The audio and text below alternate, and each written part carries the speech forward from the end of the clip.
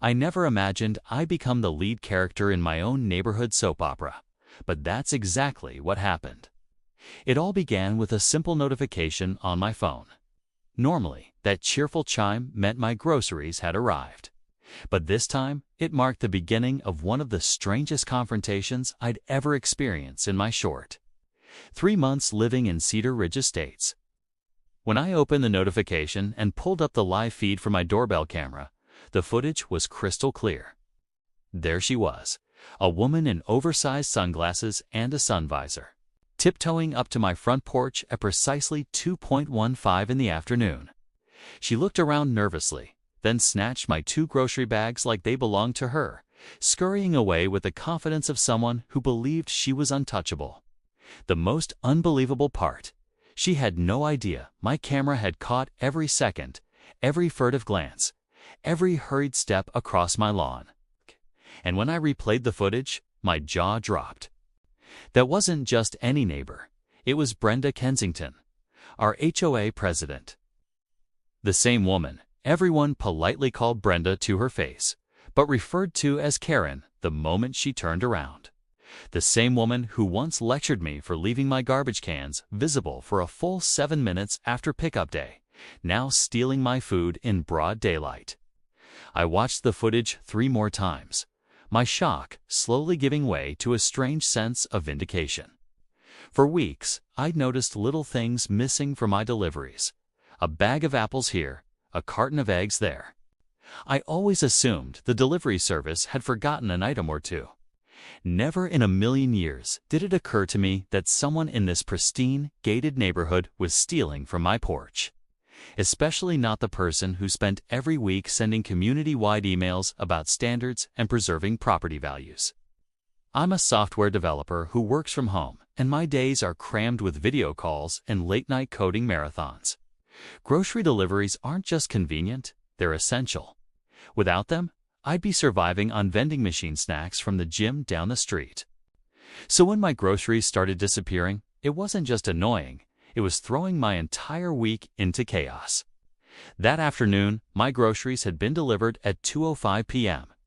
I was deep in a meeting and couldn't step away right then. By the time I finished 10 minutes later, the porch was completely empty. No bags, no receipt, nothing. That's when I checked the camera and saw the unbelievable truth. What got to me wasn't just the theft, it was the audacity. Brenda, who had personally welcomed me to Cedar Ridge Estates, with a binder full of HOA rules and a warning about keeping the neighborhood in line, had the nerve to stroll up and take my food like it was her right.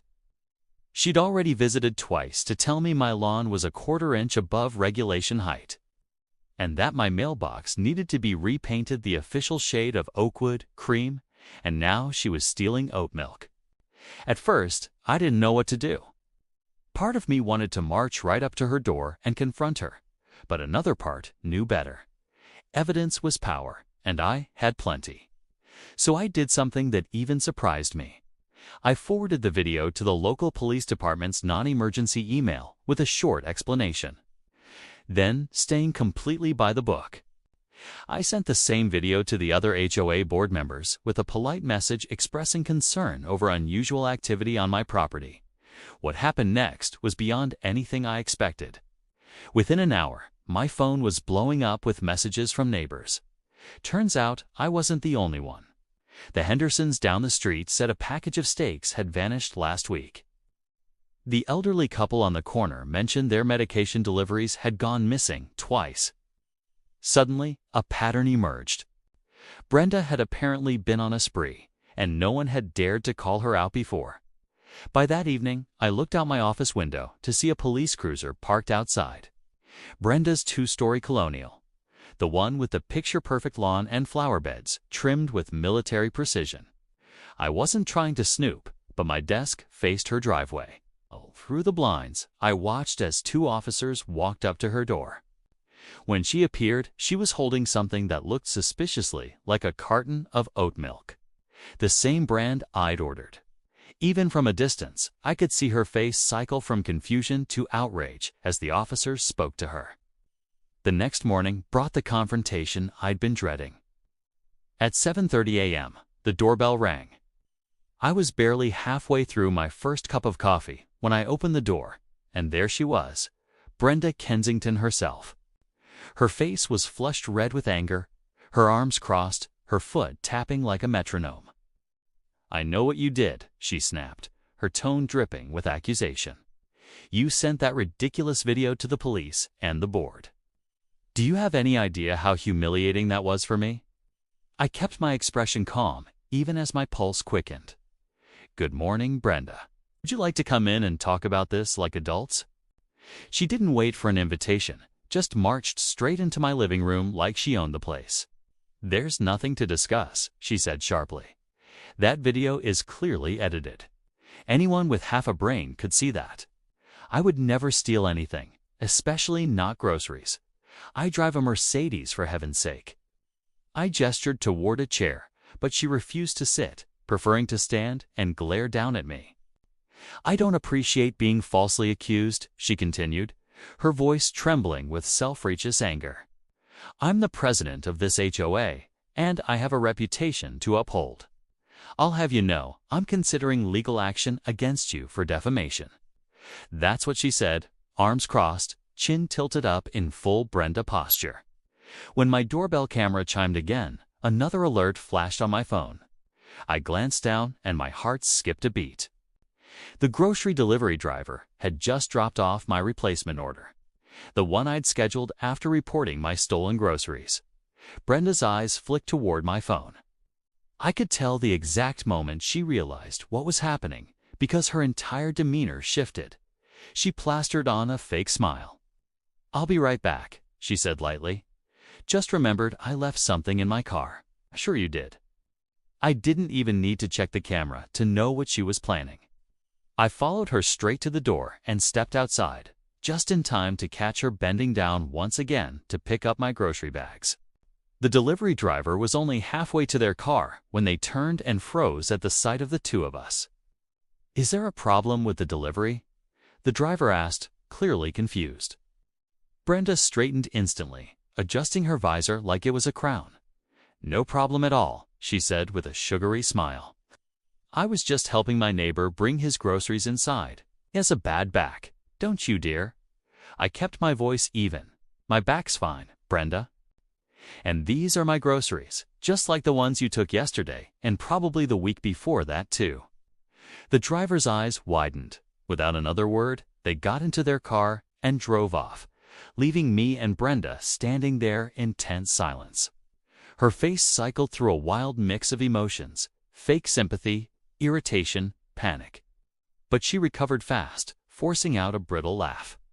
"You're making a mountain out of a molehill," she said, trying to regain control. "It was an honest mistake. Sometimes deliveries get mixed up. I thought those groceries were mine."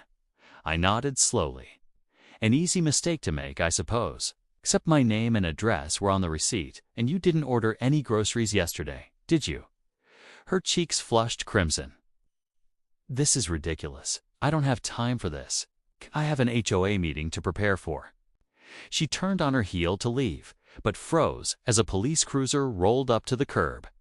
The same two officers from the night before stepped out, their expressions professional but firm. "Mrs. Kensington," one of them said as they approached, "we have a few more questions about the incident we discussed yesterday." What followed was uncomfortable, but deeply satisfying. The officers explained that after reviewing the footage and speaking to several other residents, they had enough evidence to suggest a pattern of theft. They asked if she would allow them to take a look inside her home. At first, Brenda refused, her voice rising an octave as she protested. But something in the officer's tone must have told her that cooperation was her best option. Reluctantly, she agreed. I didn't go inside with them, but later my next-door neighbor filled me in on everything. The moment the officers entered her pristine colonial, they discovered no fewer than 3 separate grocery deliveries stacked in her kitchen. Bags and boxes with labels clearly showing other people's names and addresses. My missing organic apples and premium coffee beans were sitting right there on her countertop. And that wasn't all. Another neighbor came forward with their own doorbell footage showing Brenda, our Karen, taking packages from their porch on 2 separate days. When confronted with this evidence, her story started unraveling fast. First came denial, then confusion, then a bizarre claim that she'd been collecting misdelivered packages to return them. Community service no one had asked for. The turning point came when the officers asked about a specific missing package, prescription medication that had vanished from the porch of an elderly couple down the street. When they mentioned it was a controlled substance and that stealing it carried much harsher penalties, Brenda's face reportedly went pale. "I didn't know what was in those packages," she stammered, her voice cracking for the first time. "I was just trying to keep the neighborhood tidy." That afternoon, the entire Cedar Ridge Estates neighborhood gathered in stunned silence as a patrol car parked outside Brenda's immaculate home. She wasn't handcuffed, but her posture told the story. Shoulders slumped, eyes hollow, the arrogance gone. Her designer blouse and perfect hair looked strangely out of place against the flashing lights. As the officers escorted her to the car, she turned toward the neighbors standing in their driveways and watching from windows. "This is all a misunderstanding," she cried, her voice trembling. "I've done more for this neighborhood than any of you. I pay more in HOA dues than most of you combined. I've maintained property values here for 8 years. No one said a word. The silence was heavier than any accusation could have been.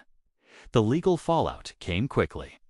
Brenda Kensington, our self-appointed enforcer of community perfection, was charged with multiple counts of petty theft. The stolen prescription medication elevated one charge to a more serious offense. At her hearing, she was ordered to pay restitution to every neighbor she had stolen from, over $2,000 in total, plus court fees. She received 6 months of probation and was sentenced to complete 100 hours of community service. The HOA board held an emergency meeting that same week and voted unanimously to remove her as president. The irony wasn't lost on anyone. The same rigid bylaw she'd weaponized against us now served as the mechanism for her downfall.